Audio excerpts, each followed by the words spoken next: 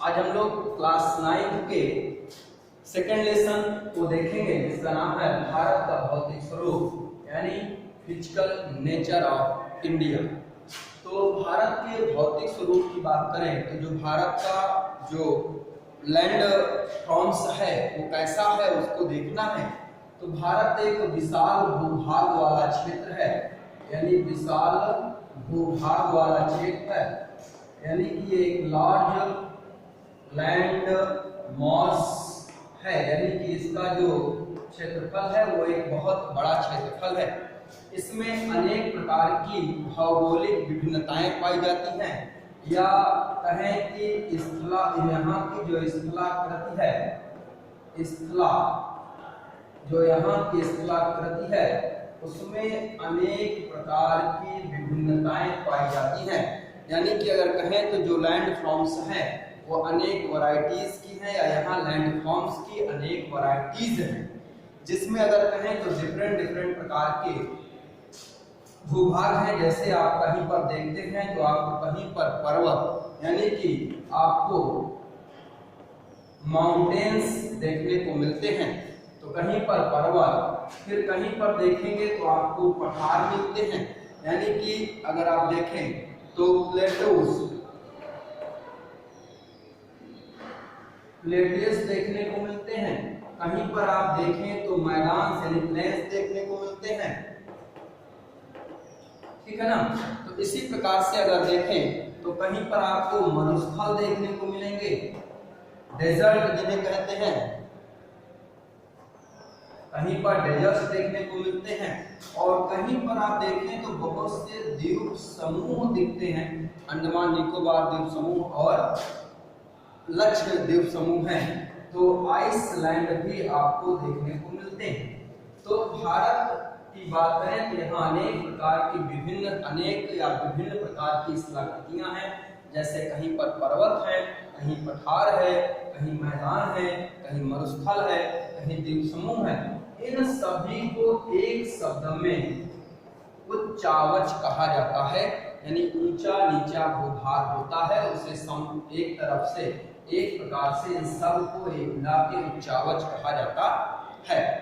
अब ये जो विभिन्न प्रकार की जो विभिन्नताएं हैं ये कैसे आई, तो इन विभिन्नताओं की बात करें तो ये एक प्राचीन काल से चली आ रही डिफरेंट जियोग्राफिकल पीरियड यानी कि भूगर्भिक काल है या कह दें जियोलॉजिकल जो पीरियड है। तो जियोलॉजिकल जो पीरियड्स है इस पीरियड्स में जो चेंजिंग हुई, डिफरेंट प्रकार के परिवर्तन हुए, उन परिवर्तनों के फलस्वरूप ये इस प्रकार की स्थलाकृतियां आई। इस जियोग्राफिकल पीरियड्स के अलावा भी दो प्रकार के अन्य तथ्य बताए जाते हैं। पहला होता है जिसमें हम स्थल के बाहर की स्थलाकृतियां, जैसे हम कहें कि अपक्षय, अपर्दन और निक्षेपण यानी कि वेदरिंग, इरेजन्स एंड डिपोजिशंस होते हैं। और दूसरा है भूप्लेट विवर्तनिक सिद्धांत यानी भूप्लेटों का खिसकना। तो आज हम लोग सिर्फ और सिर्फ इतना देखेंगे कि इन स्थलाकृतियों के चेंजिंग में या कहें कि जो हमारा लैंड फ्रंट है उसमें जो डिफरेंट्स हैं यानी पर्वत, पठार, मैदान, मरुस्थल, द्वीप समूह है, इन सबके निर्माण में इनका क्या योगदान है या कहें बाह्य भाग के परिवर्तन का क्या योगदान है। तो देखते हैं। अब यहाँ पर हम लोग सबसे पहले देखेंगे कि अपक्षय क्या है यानी दो चीजों में पहला ये है अपक्षय, अपर्दन और निक्षेपण जो हमारे लैंड्स को यानी लिविंग ऑफ लैंड्स का काम करते हैं या कहें कि हमारे लैंड्स को समतल करने का काम या समतलीकरण का काम करते हैं। तो अपक्षय यानी कि वेदरिंग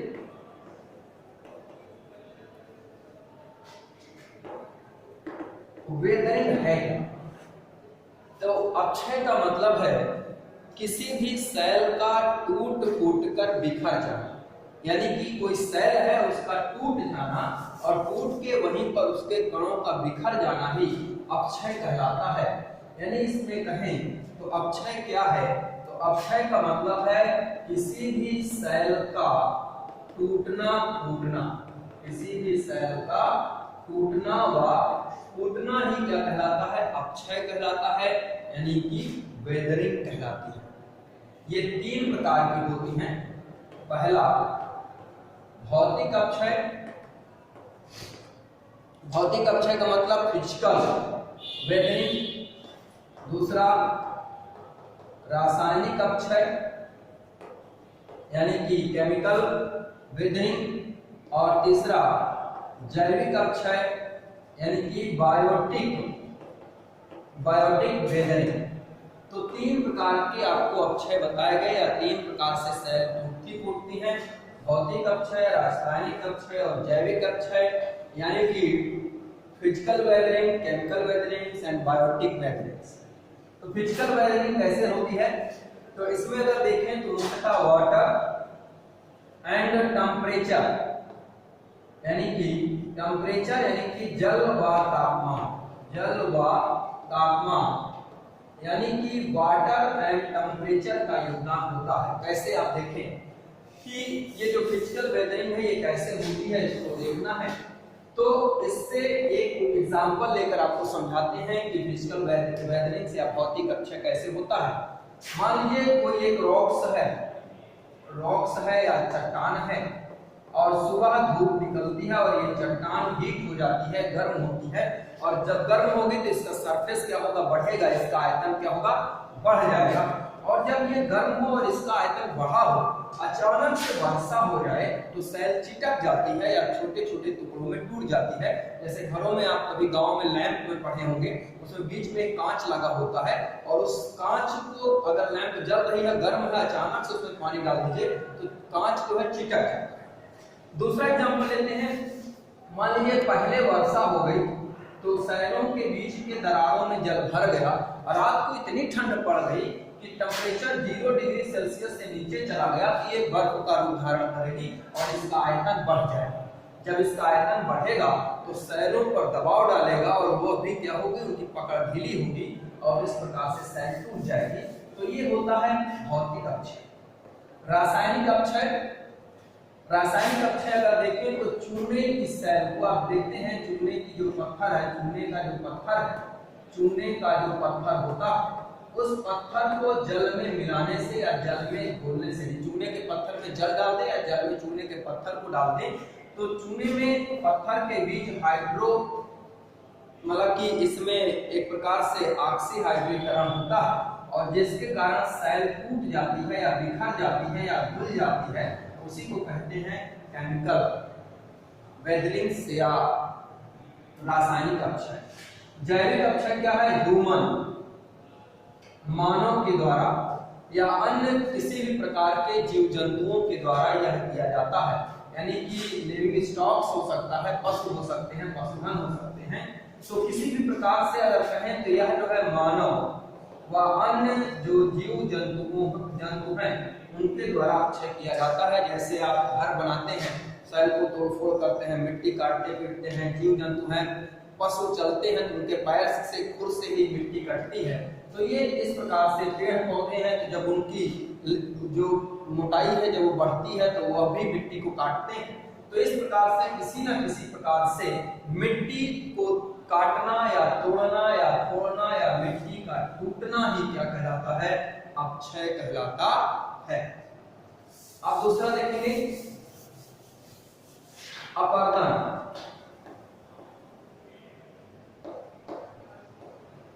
अपरदन यानी कि इरोजन्स। तो इरोजन्स क्या है, जो इस वेदरिंग के तहत सेल टूटी हुई है उस अवशेष को यानी उस अवसाद को एक स्थान से दूसरे स्थान ले जाना।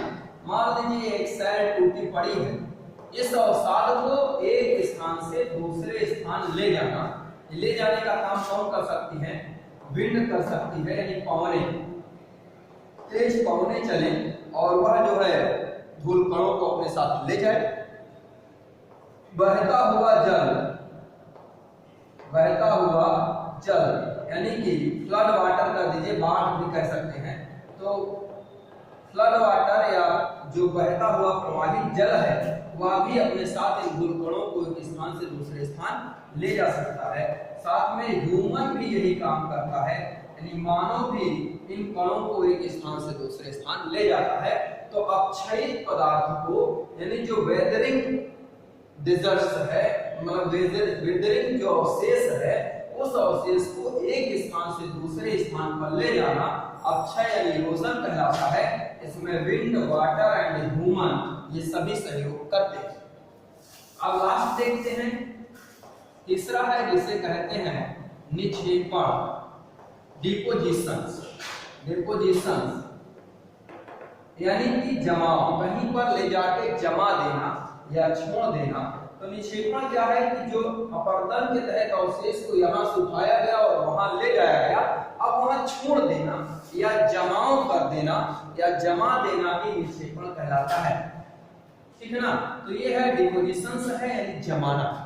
तो इसमें आपको समझना क्या है कि यहाँ से अपर्दित पदार्थ जो था इसको ऐसे ले जाया गया, वायु लेके गई और कहीं ना कहीं उसे छोड़ेगी, जहां उसे जमाएगी वो क्या होगा, डिपोजिशन यानी निक्षेपण।